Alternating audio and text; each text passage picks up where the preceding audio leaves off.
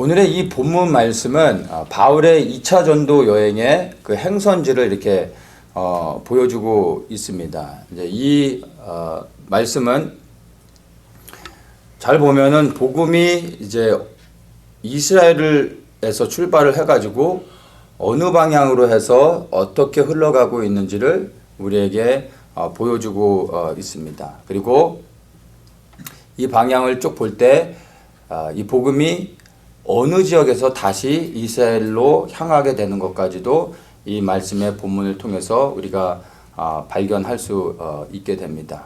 또 만약에 우리가 이것을 잘 분별하면 복음의 방향이 어디에서 시작됐고 그리고 어디로 흘러가서 그리고 마지막에 어느 방향에서 다시 이스라엘을 향하게 되는 것을 우리가 분별하여 볼 수 있다면은 우리가 살아가는 시대가 어느 때인지 그것들을 정확히 알 수가 있습니다. 그러면 그것들을 우리가 분별할 때 우리에게 남겨진 시간이 얼마나 있는지 그리고 우리의 역할이 이 시대 가운데 어떤 것인지를 우리가 알 수 있게 되는 겁니다.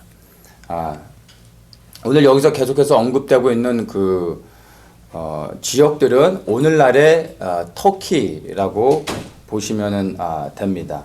6절에 보면은 이제 그 바울이 브르기아와 갈라디아 땅을 다녀갔다고 얘기합니다. 그 땅에서 이제 복음을 전하고 그 다음에 이제 무시아로 갔다가 비두니아로 가려고 했는데 성령께서 허락지 않았다고 얘기합니다. 갈라디아는 이제 터키의 지금의 그 내륙이라고 보면 되고 브르기아는 터키의 남쪽 아래쪽이라고 생각하면 됩니다. 근데 이 브르기아로 가서 무시아로 갔다고 하는데 이 무시아는 터키의 서쪽의 바닷가를 포함해서 그 안쪽 내륙으로 포함된 이 서쪽 지역입니다. 그러니까 터키의 남쪽에서부터 터키 서쪽으로 이렇게 올라가다가 그리고 무시아 앞에서 비두니아로 가려고 했다고 하죠. 이 비두니아는 터키의 북쪽입니다. 그러니까 남쪽에서부터 그 방향이 서쪽 끝으로 해서 바닷가니까 더 이상 갈 데가 없으니까 자연스럽게 위로 올라가면 북쪽으로 해서 그 내륙으로 다시 들어가게 되죠. 그러면 그 방향이 이제 그 이란을 지나 중앙아시아로 해서 이 아시아 쪽 오늘날의 이 아시아로 가게 되는 것입니다. 그렇게 가려고 했는데 성령께서 허락지 않아서 드로아로 내려갔다고 말합니다. 이 드로아가 서쪽에 가장 그 바닷가 쪽에 있는 항구 도시입니다. 그러니까 북쪽으로 올라가 내륙으로 다시 들어가려고 했는데 성령께서 막으셔서 오히려 바닷가 끝 서쪽에 드로아로 갔습니다. 근데 거기서 바울이 이제 밤에 환상을 보는데 그 바다 건너 마케도니아 오늘날의 이제 그리스 지역이죠. 거기서 환상 가운데 사람이 이리 건너와 우리를 도우라라는 성령의 그 환상을 보게 됩니다. 이것을 통해 성령께서 방향을 바꿔서 나로 하여금 바다를 건너 마케도니아로 가게 하시는구나 라는 것을 성령의 음성으로 분별하고 그것에 순종해서 드로아에서 사도 바울이 바다를 건너 이제 마케도니아 그래서 빌립보로 들어가게 됩니다. 그래서 이 빌립보에서 루디아라는 여자를 만나 빌립보 교회를 세우고 그 교회를 중심으로 해서 본격적인 유럽의 전도가 시작되어지는 것을 이제 우리가 보게 됩니다. 사도 바울이 3차에 걸쳐서 그 전도 여행을 했는데 1차부터 3차까지 보면은 그 복음이 확장되어지는 것을 그 복음의 지경들이 확장되는 것을 알 수가 있습니다. 그러니까 1차 때는 시리아 쪽에서부터 해서 그 터키 남쪽 그러니까 굉장히 좀 짧은 거리를 이렇게 다녀와서 몇몇 군데 되지 않았는데 2차 때는 지금 우리가 보고 있는 이 본문처럼 터키의 대부분의 내륙과 거의 대부분의 주요한 도시들을 다 다니고 바다를 건너 유럽까지 진출하고 돌아오는 것을 볼 수가 있습니다. 그러니까 2차 때 복음이 굉장히 확장되는 것을 알 수가 있습니다. 그리고 세 번째 전도 여행 때는 이 마케도니아에서 어디까지 가냐면은 로마까지 가게 되는 것을 볼 수가 있습니다. 그래서 1차, 2차, 3차가 굉장히 복음이 그 지경들이 확대되어지는 것을 우리가 볼 수 있습니다. 사도행전 1장 8절 우리가 잘 알지만 오직 성령이 너희에게 임하시면 너희가 권능을 받고 예루살렘과 온 유대와 사마리아와 땅끝까지 이르러 증인이 되리라 말씀하셨습니다.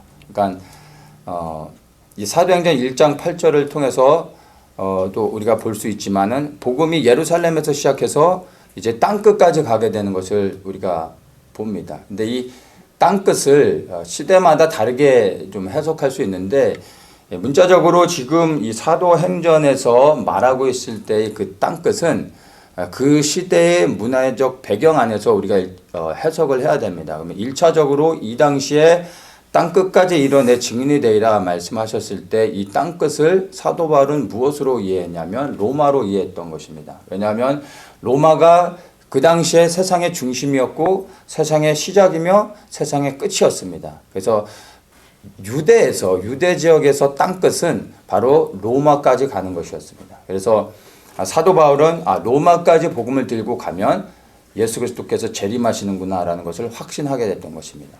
그래서 죽음을 무릅쓰고 그가 로마까지 계속해서 나아가게 되는 것을 보고 로마까지 갔을 때 그가 비로소 온 세상에 복음이 전파되어졌다라는 이야기들을 서신서에서 여러 번 하게 됩니다.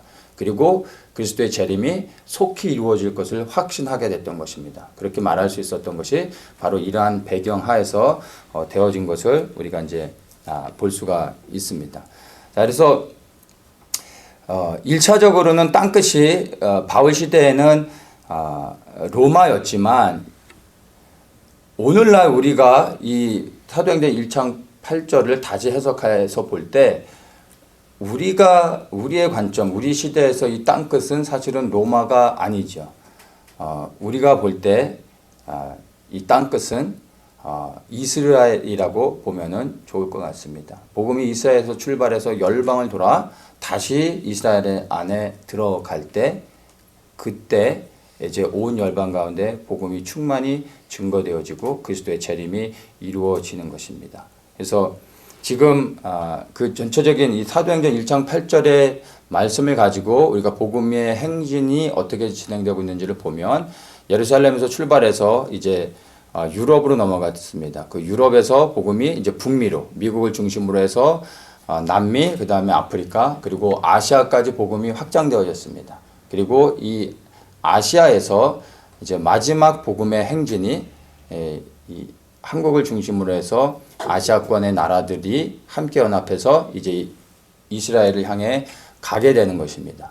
그 과정 가운데 이방인의 충만한 수가 채워지게 되는 거고, 그리고 그 아시아에서 복음을 들고 이스라엘에 도착했을 때 이제 거기에서 온 이스라엘의 구원 얻는 역사가 그 다음 순서로 일어나게 되는 것을 이제 우리가 성경을 통해서 볼 수 있게 되는 것입니다. 만약에 사도 바울이 성령의 인도하심을 받지 않고 그가 계획했던 대로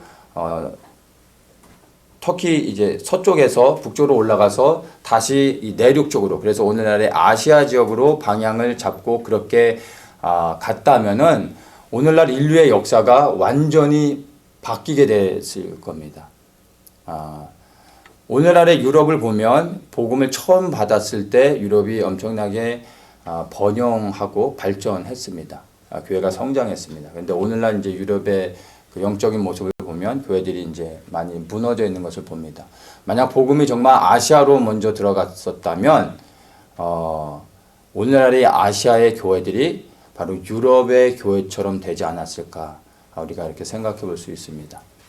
그리고 인류의 역사가 정말로 완전히 바뀌어지게 됐을 것입니다. 근데 하나님께서 계획하셨던 것은 방향을 서쪽으로 잡아서 유럽으로 해서 또 아시아로 해서 다시 이스라엘로 가게 하시는 것을 볼 수가 있습니다. 우리가 주목해야 되는 것은 복음이 지나갔던 자리들이 아니라 복음이 행진하고 있는, 그리고 그 복음의 행진이 이루어지고 있는 그러한 지역들, 도시들을 우리가 주목해서 볼 수 있어야 됩니다. 지금 그 복음의 행진이 이제 그 태평양을 지나 아시아 끝에서부터 이제 내륙으로 해서 마지막 그 행진들이 준비되고 있다는 것을 우리가 이 말씀을 통해서 알 수 있습니다. 이것이 이제 하나님의 영광이 행진한 방향이라는 것을 사도행전 1장 8절을 통해서 우리가 볼 수가 있고, 또 한 가지가 에스겔 43장의 말씀입니다. 이 에스겔 43장에 보면은 예루살렘의 이제 온전한 회복을 예언적으로 선포하고 있는데 여기에서 하나님의 영광이 동편에서부터 온다고 말하고 있습니다. 그러니까 동편에서부터 하나님의 영광이 오는데 그래서 우리는 복음의 행진이라고 말할 수 있습니다. 근데 이 영광이 예루살렘의 동문을 지나서 성전 안에 들어가서 성전에 하나님의 영광이 가득 채워질 때 이 성전에서부터 온 열방을 살리는 생명수가 흘러나가서 다시 그 동문으로부터 그 강이 흘러가면서 바다를 소성케 하며 그리스도께서 이 땅에서 통치하실 때 온 열방이 회복되어지는 것을 예언하고 있습니다. 그래서 하나님의 영광이 동편에서부터 온다고 했는데 이스라엘을 중심으로 해서 이 동편이라고 하면은 이 아시아 지역이죠. 이 아시아에서 가장 이스라엘에서 볼 때 끝에 있는 나라들이 중국, 러시아, 그리고 한국입니다. 일본은 섬나라니까 이제 제외를 해야 되겠죠.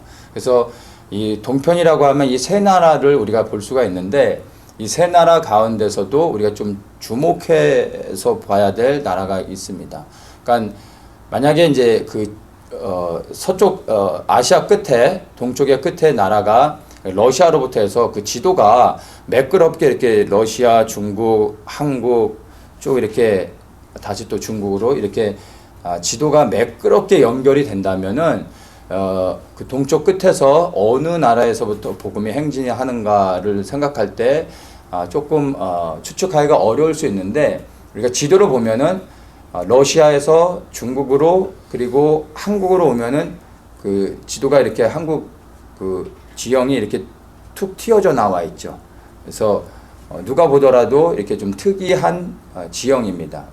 지정학적으로 해서 전략적인 위치라고 말하죠. 이렇게 뚝 튀어나와 있어서 아시아의 끝 하면은 우리가 한국을 주목해 볼 수가 있습니다. 또 한 가지가 뭐냐면 이 복음이 어느 나라에 들어가 있고 그리고 얼만큼 복음화가 되어져 있는가를 통해서 복음의 행진이 어느 나라에서 이루어지는지를 또 우리가 추측해 볼 수가 있습니다. 그러니까 민주주의 나라를 파란색으로 생각하고 공산주의를 빨간색으로 생각할 때 대한민국이 파란 색깔이죠. 이 민주주의라 하면 신앙의 자유가 있는 것을 의미하는 겁니다. 그러니까 예수 그리스도를 믿고 그리스도의 부르심 안에서 순종하며 살아갈 수 있는 은혜를 입은 그러한 나라들인 거죠. 이 민주주의를 보면은 대한민국만 파랗고 그 다음에 북한이 빨갛죠. 공산주의고 중국도 공산주의죠. 그리고 러시아도 공산주의입니다. 그래서 그 아시아의 그 지역을 보면은 한국만 파랗고 그 외에 모든 대부분의 아시아 나라들이 완전히 빨간색이라는 것을 알 수 있습니다. 그리고 그 공산주의를 지나서 그 다음에 이스라엘 향하는 과정 가운데 있는 나라들이 뭐냐면 또 이슬람이 있습니다. 이슬람은 이제 검은색으로 칠하면은 이제 파란색이 조금 있고 그 다음에 빨간색, 온통 빨간색이고 그 다음에 파란색입니다. 검은색이죠. 그 다음에 이스라엘이 있습니다. 그래서 한국에서부터 이스라엘까지 가는 방향을 볼 때 무엇이 맡고 있습니까? 공산주의가 첫째 맡고 있고 그 다음에 이슬람이 맡고 있는 것을 우리가 볼 수가 있습니다. 그러니까 정치적으로 이념적으로 볼 때 공산주의가 지금 복음의 행진을 맡고 있는 것을 우리가 영적으로 볼 수가 있고 그것을 뚫어낸다 할지라도 이슬람이 종교적인 그 어떤 영적인 영향력을 가지고 또한 복음의 행진을 맡고 있습니다. 그래서 공산주의와 이슬람은 굉장히 폭력적입니다. 이러한 그 굉장히 강력하고 폭력적인 이러한 어떤 그 영향을 가지고 복음의 행진을 막아내고 있다는 것을 우리가 볼 수가 있습니다. 그래서 자연스럽게 아시아의 끝에서부터 복음의 행진이 이루어지는데 그 시작이 대한민국에서부터 되어져야 된다는 것을 우리가 영적인 도표들을 통해서 우리가 볼 수가 있습니다. 근데 이 지금 그러한 상황들을 보면은 굉장히 쉽지 않은 그런 상황인데 하나님께서 이러한 상황 가운데서 복음의 행진이 이루어질 수 있도록 준비하고 계신 것을 우리가 좀 볼 수가 있습니다. 그것이 바로 하나님께서 교회를 준비하고 계시다는 겁니다. 한국 위에 이제 북한이 있는데 북한의 지하교회들, 그 다음에 그 위에 중국의 지하교회, 그 다음에 이란의 지하교회, 이 세 개의 지하교회가 복음의 행진을 이루어내는데 굉장히 중요한 역할을 하게 될 것을 우리가 좀 생각해 볼 수 있습니다. 지난 70년 동안 북한의 그 지하교회가 얼마나 고난과 핍박을 당했는지는 우리가 알고 있습니다. 인류 역사상 가운데 이렇게 고난과 핍박을 받은 교회는 아마 존재하지 않을 것 같습니다. 그래서 누가 봐도 북한의 지하교회는 가장 거룩함을 지켜가고 있는 교회라고 말할 수 있습니다. 한국 교회가 회복되어져서 이 북한의 교회를 품고 이스라엘을 향해서 나아가야 되는 것입니다. 그 북한의 그 교회 성도들을 도와서 그들과 함께 이스라엘을 향해야 되는데 북한 정권이 북한의 지하교회를 붙잡고 놓아주지 않고 있죠. 그래서 지금의 정세들을 보면 우리가 지금 현재 상황들을 예측할 수 없지만 하나님이 정하신 시간에 반드시 북한의 정권을 하나님의 방법으로 우리가 전혀 예상치 못했던 어느 날 하나님께서 북한 정권을 무너뜨리실 것입니다. 그건 하나님만이 하실 수 있고 하나님의 시간에 되어질 것입니다. 그래서 북한의 교회가 자유를 얻고 한국의 교회가 그들을 도와서 이스라엘 향해 올라가게 되는 것이죠. 그리고 그렇게 해서 올라가게 되면 중국의 지하교회를 만나게 되는데 중국도 지금 유례가 없을 정도로 새롭게 그 고난과 핍박을 교회들이 당하고 있습니다. 지하교회가 원래 그 고난을 통해서 견고하게 세워져서 중국의 지하교회는 굉장히 훈련되어 있습니다. 그럼에도 불구하고 지금 새로운 그 핍박을 통해서 모든 교회들이 고난을 당하고 있습니다. 그런데 이 중국 지하교회가 자유를 얻고 중국의 대로를 열어내는 그 역할들을 하게 될 겁니다. 지금의 중국의 정세들을 보면 경제적으로나 군사적으로나 어떤 세계 정치적인 상황들을 볼 때 중국의 붕괴가 얼마 남지 않았습니다. 그것 또한 하나님의 방법으로 하나님의 시간에 중국이 무너지게 될 것이고 그럴 때 중국의 교회들이 자유를 얻고 복음의 행진을 한국교회와 북한교회와 함께 연합해서 나아갈 수 있게 되는 겁니다. 그래서 이 중국교회가 그 역할들을 하면서 복음의 행진을 열어낼 때 그 다음에 이제 중국을 지나서 만나게 되는 나라가 아프가니스탄입니다. 근데 이 아프가니스탄은 그 9.11 테러 때 오사마 빈 라덴 그 사건으로 인해서 미국이 전략적으로 군사적인 공격을 하고 지금도 군사적으로 통치하고 있는 나라입니다.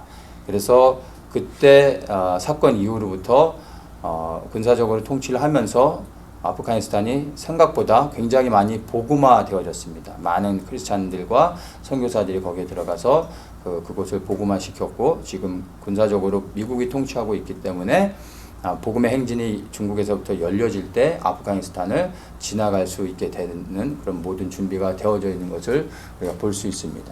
그리고 이제 아프가니스탄을 지나 그 다음에 어디를 만나게 되냐면 첫 만나는 나라가 이란입니다. 이 이란은 1979년 그 이슬람 혁명으로 인해서 자유민주주의가 무너진 이후로 교회가 엄청난 핍박을 받으면서 지하교회에서 굉장히 거룩함과 순결함을 지켜가고 있는 교회입니다.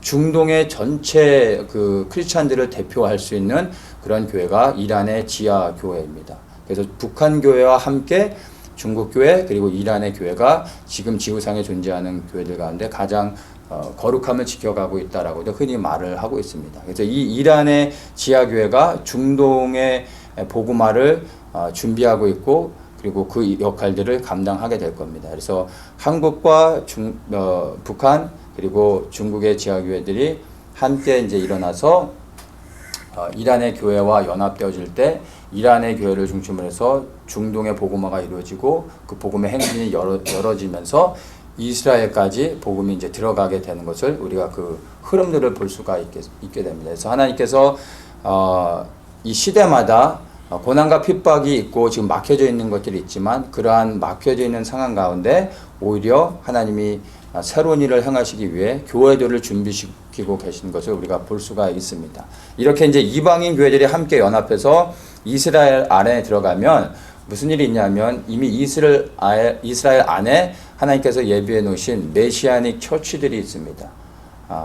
예수님을 믿는 유대인들이 그 유대 사회 안에서 핍박을 받으면서 교회에서 모이면서 계속해서 그 모임들을 유지할 뿐만 아니라 아마 놀라운 것은 이 복음을 가장 받아들이기 어려운 유대인들이 계속해서 예수님을 믿고 그 수가 점점 많아지며 교회가 성장하고 있는 것을 보게 됩니다. 그래서 이방인들의 교회가 이스라엘에 들어가 메시아닉 처치에서 유대인들과 하나 되어질 때 이것이 에베소서 2장에서 말하는 원유맨, 한 세 사람이 되어지는 것입니다. 이게 한 세 사람 교회. 그러니까 그리스도를 머리로 삼아 이방인과 유대인이 하나로 연합하는 것입니다. 이게 하나님이 가장 기뻐하시는 교회요. 이 세상에서 가장 온전한 교회라고 말할 수가 있는 것입니다. 유대인과 이방이 하나 되어져서 그리스도를 섬기는 교회.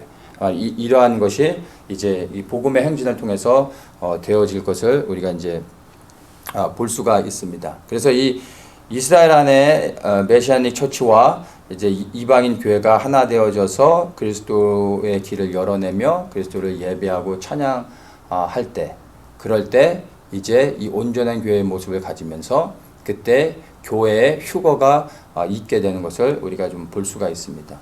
그러니까 휴거를 받는 것은 한 세 사람, 곧 이제 이방인과 유대인이 연합한 교회가 휴거를 받는다라고 보면 됩니다. 이것이 그 휴거를 받는 이 교회는 신랑이신 그리스도의 친구라고 우리가 이해를 하면 되죠.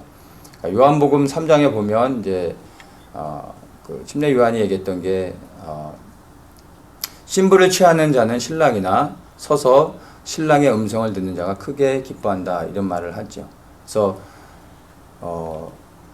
우리가 흔히 신부하면은 이제 그리스도의 신부해서 교회로 생각하기도 하는데, 그렇게 말할 수도 있지만 보다 더 정확하게 얘기하는 것은 교회는 신랑이신 그리스도의 친구가 신랑의 친구라고 우리가 이해를 하면 됩니다. 그리고 신부는 그리스도의 신부는 이스라엘로 우리가 이해를 하면 좋을 것 같습니다.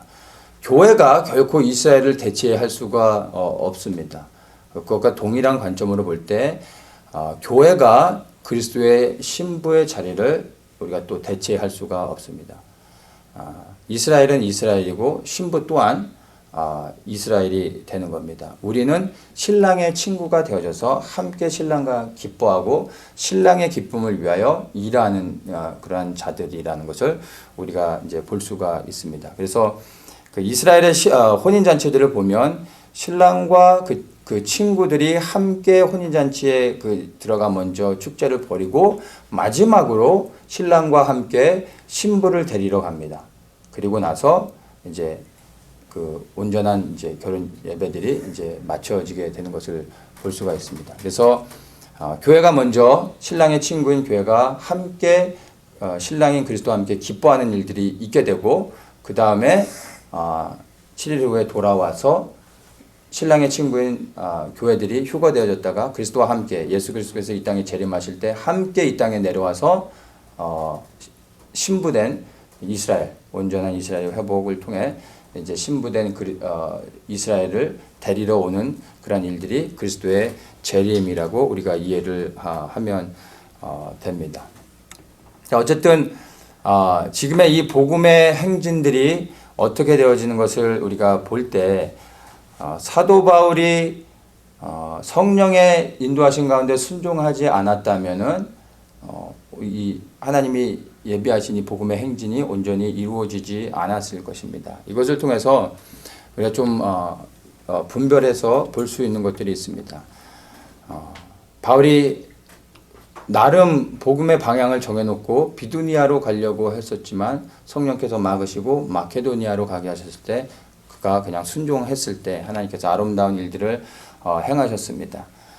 우리 또한 동일하게 우리가 모든 일을 행할 때 주님의 음성을 듣고 인도하심을 받으면서 우리가 이렇게 나가야 되지만, 때로는 우리가 주님을 신뢰하고 믿기 때문에 말씀하실 때까지 기다려야 될 때도 있지만, 때로는 그것과 상관없이 우리가 기도하고 또 하나님의 뜻 안에서 분별하고 나면은 믿음으로 그냥 행보를 하면서 발을 내딛어야 될 때도 있습니다. 상황에 따라 다르지만 사실은 우리가 이렇게 그 사도 바울과 같이 믿음으로 행할 수 있는 그러한 어떤 행동하는 믿음을 가져야 됩니다. 사도 바울이 만약에 그냥 그 자리에 서서 동으로 갈까요, 서로 갈까요 이렇게 기도만 했었다면 하나님께서 바른 길을 인도해 주실 수 없었습니다. 그가 어디로 가야 될지를 기도하는 가운데 정하고 그리고 믿음으로 행진했을 때 그 발걸음을 인도해 주셨습니다. 바울이 갔던 그 복음의 방향이 잘못된 것은 아니었습니다. 근데 하나님이 원한 방향이 아니었기 때문에 믿음의 행진을 했을 때 그 발걸음을 하나님이 기뻐하시는 방향으로 인도해 주셨다는 것입니다. 우리가 제자리에 서서 기다리며 하나님께서 말씀하실 때까지 있는 것이 아니라 정말 하나님을 섬기고자 하는, 그리고 하나님께 헌신되고자 하는 그 결단이 있고, 그리고 기도하고 뜻을 정해서 우리가 믿음으로 한 발 내디딜 때 그 발걸음을 하나님께서 선히 인도해 주신다는 것입니다. 중요한 건 우리의 마음의 중심이 정말 하나님을 위하여, 그리고 하나님을 섬기고자 하는 헌신된 마음이 있느냐는 것입니다.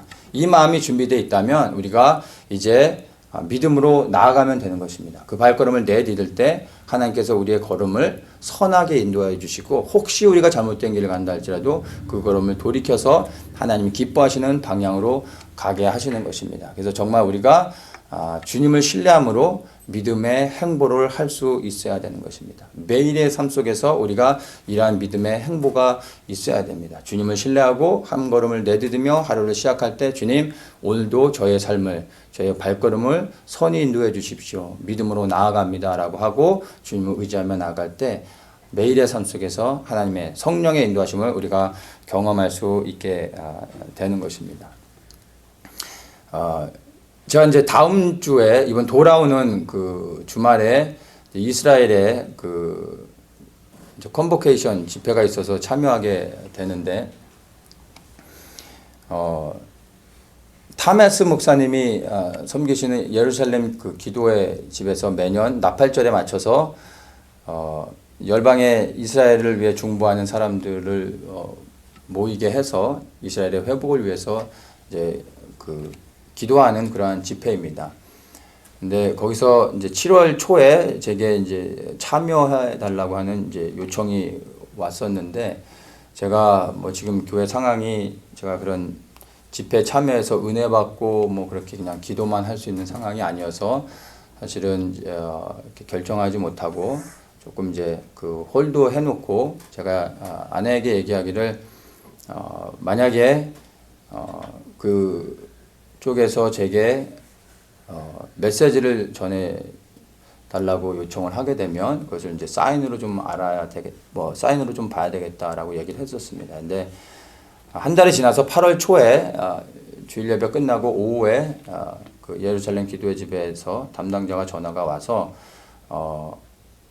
이번에 이제 그 있는 집회가 북한을 특별히 품고 북한의 회복을 위해서 기도하게 되는데, 오셔서 한국과 북한에 대한 메시지를 나눠주고, 또 한국을 위한, 북한을 위한 기도의 제목들을 가지고 좀 기도를 인도해 달라고 이제 이렇게 요청이 왔습니다. 그래서 제가 그것을 이제 사인으로 받고 이번에 좀 준비해서 가게 됐습니다. 이번에 이제 그 컨보케이션 집회 자체도 의미가 있지만, 그것보다 이제 제가 가게 된 어떤 결정적으로 좀 이렇게 마음을 정하게 된 것은, 집회는 집회대로 또 의미가 있지만, 그거보다 내년부터 저희 교회가 이제 이스라엘을 품고 이스라엘을 섬기는 사역을 이제 하려고 준비하고 있습니다. 그래서 이스라엘 기도 여행을 이제 1년에 한두 번 정도 교회적으로 하려고 하는데, 그러니까 마지막 때 우리가 이스라엘을 어떻게 품어야 되는지, 이스라엘 현지를 다니면서 그런 말씀들을 나누고, 아직까지 성취되지 않은 예언의 말씀들, 그 말씀들이 성취되어야 될 그러한 장소들을 찾아다니고 거기에서 그 말씀들을 나누고, 또 거기서 함께 기도하고, 또 마지막 때 품어야 될, 그리고 또 알아야 될 중요한 지역들을 다니면서 거기에서 기도하고 또 말씀을 나누고 하는 이제 이러한 사역들을 좀 하려고 합니다. 그래서 일반 성지 순례하고는 다르고, 마지막 때 이스라엘을 품는 사람들과 함께 중보기도 사역을 하는 것입니다. 그래서 모든 스케줄들을 제가 이제 좀 일정들을 그 어디를 가게 될지 코스들을 다 정하고 스케줄을 제가 다 결정해서 그러한 이제 사역들을 저희가 하려고 합니다. 그래서 이번에 가게 되면 이제 함께 사역을 하게 될 우리 선교사님과 만나서 구체적으로 그 이야기들 나누고 모든 이제 일정들을 확정하고 돌아오려고 합니다. 그래서 이제 그런 것들이 좀 크고, 또 제가 이스라엘을 갔다 온 지 한 5년 됐는데 이제 현장감이 많이 떨어져서 이스라엘을 주님께서 우리 교회로 하여금 다시 품고 이스라엘 위해서 이제 기도하도록 다시 이번에 새롭게 하시면서 마음을 주셨는데 이스라엘을 어떻게 품고 우리가 어떻게 사역을 해야 될지에 대한 것들도 그 현지에 가서 이제 좀 기도하는 가운데 하나님께서 주시는 감동들 또 그런 메시지를 좀 받으려고 합니다. 그리고 이스라엘에 계신 선교사님들이 다 이제 마지막 때를 다 알고는 있지만 보시는 관점이 다 다르기 때문에 적용이 좀 많이 틀려요. 그래서 저희와 동일한 비전 안에서 동일한 관점을 가지고 계신 선교사님들을 제가 좀 몇 분 선별해서 이제 좀 가면은 만나게 될 것 같습니다. 그러면 그분들을 통해서 이제 이스라엘 현지 상황들, 그 현지에서 사역하시는 분들이 아니면 들을 수 없는 그런 내용들, 그러한 것들을 좀 나누고 듣고 정보를 듣고 또 배우는 그런 시간들을 좀 갖고 돌아오려고 합니다.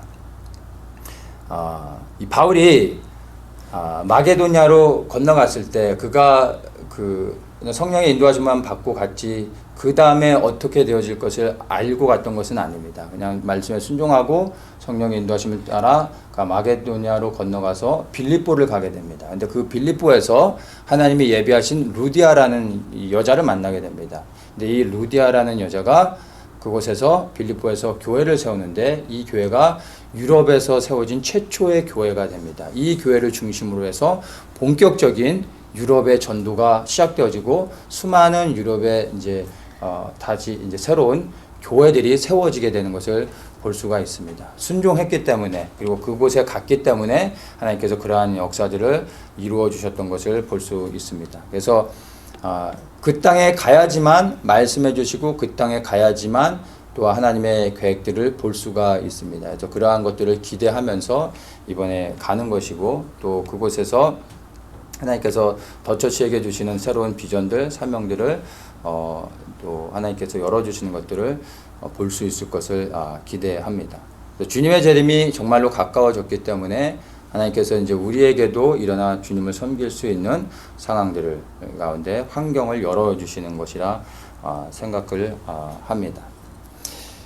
자, 이제 이 복음의 행진이 예루살렘에서 시작해서 그리고 이제 바다를 건너 유럽으로, 그 다음에 유럽에서 또 바다를 건너 북미로, 그래서 이 북미에서 다시 바다를 건너 아시아로 이 복음의 행진이 이렇게 이루어진 것을 우리가 봤습니다. 이제 아시아의 끝, 한국에서부터 마지막 복음의 행진이 이루어지는데 이 한국이 마지막 그 복음의 행진을 시작하는 주자가 되어지는 것을 우리가 이제 볼 수 있습니다.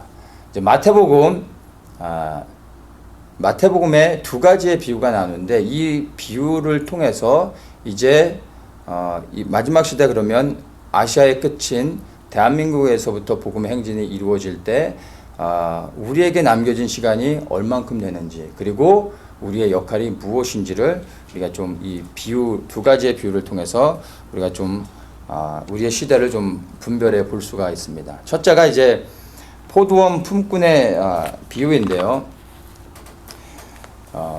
마태복음 20장에 보면 포도원 품꾼의 비유가 나오는데 포도원의 주인이 아침 일찍 나가서 사람들을 일하러 보내죠. 그 다음에 9시에 나가봤는데 또 사람들이 있어서 보내고 12시에 나갔더니 여전히 사람들이 있어서 또 보내고 또 3시에 나가서 또 보냅니다. 그리고 마지막으로 5시 이제 1시간 남겨놓고 5시에 나가봤는데 여전히 사람들이 바깥에서 있습니다. 그래서 그들을 보내 일하게 하는 것을 우리가 마태복음 20장 포도원 품꾼의 비유를 통해서 볼 수가 있습니다. 자, 여러분 나눴는데 제가 급하게 이제 교회를 개척하고 목회를 시작하게 된 이 부르심이 마태복음 20장의 이 포도원 품꾼의 비유였습니다. 5시에 들어간 이 포도원 품꾼의 비유를 통해서 이제 1시간 남았다. 시간이 급하니 너도 이제 그만 놀고 일해라. 이 부르심으로 불러주셔서 저도 급하게 이제 교회를 시작하게 됐습니다. 근데 이게 사실 저 개인의 부르심뿐만이 아니라 이것이 더처치의 부르심이고 사실 대한민국과 모든 아시아 지역에 대한 모든 이 교회들에 대한 부르심이라고 우리가 그것을 받을 수가 있습니다. 그래서 이 포도원 품꾼의 비유는 이방인들을 향한 비유의 말씀으로 우리가 이해를 할 수가 있습니다. 자, 아침 일찍 먼저 들어간 사람들이 있습니다. 이것을 지금의 이제 복음이 시작되어진 그 행진의 방향으로 볼 때 아침 일찍 포도원에 들어가서 일한 사람들은 유대인이라고 볼 수가 있습니다. 이스라엘 유대인이라고 볼 수가 있고, 그 다음에 아침 9시에 이제 들어가서 일하게 된 사람들은 중동 지역의 사람들이라고 말할 수가 있습니다. 그리고 12시는 이제 바다를 건너 이제 유럽이 되는 거죠. 해가 떴고 본격적인 선교가 시작되는 것이 유럽이죠.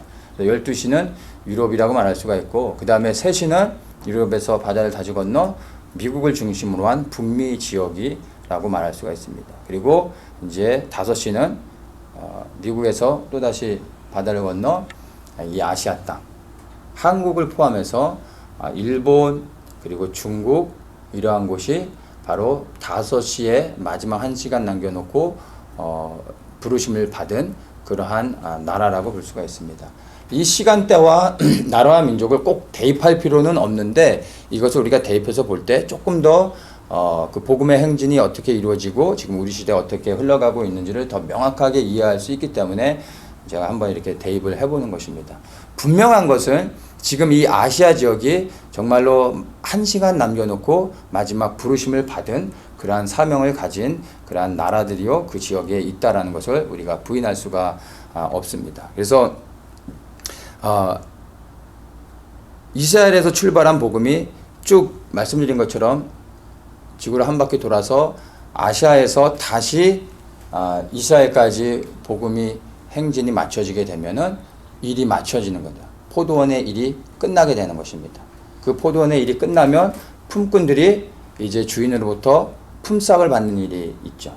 그 품삯이 곧 우리 모든 교회가 주 그리스도의 재림을 준비한 다시 오실 길을 예비한 그 품삯을 받게 되는 것입니다. 그 품삯이 곧 교회의 휴거가 되는 것이라고 우리가 이해를 하면 됩니다.